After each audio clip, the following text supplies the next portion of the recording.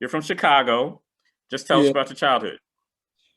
So I grew up, I was born and raised in Chicago. I moved around a lot. So I didn't just live in Chicago. I lived in Downers Grove. I lived in Oakland. I lived, you're not from Chicago, so you might not know what any of that means, but basically it means that like I've lived in like some of the more suburban areas of Chicago. And it also means I've lived in like the southern part of Chicago, like the inner city. So basically I was kind of like introduced to a whole spectrum of people, and I feel like at the time it was really rough, like going from different background to background, surrounded by different types of people. It was hard to adjust, but growing up it made me um I guess it made me able to connect with different types of people. It made me, like I can sit down, I can go anywhere, and I can kind of fit in, and I know how to like to blend in. I guess it taught me that. But going through it, like when I was little, it was terrible. Like going from the suburbs to like the inner city is rough.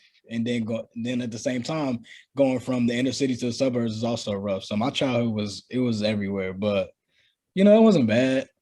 So because I moved around a lot, uh I've never really made friends. I was all like, as soon as I started to make friends, it's like I moved. Now I get used to being there and I make friends and I move. So eventually I just gave up, and that's when I got into like designing and creating stuff, and just being to myself and creating. And that's kind of how I started, designing at a young age, because I started my brand when I was 19.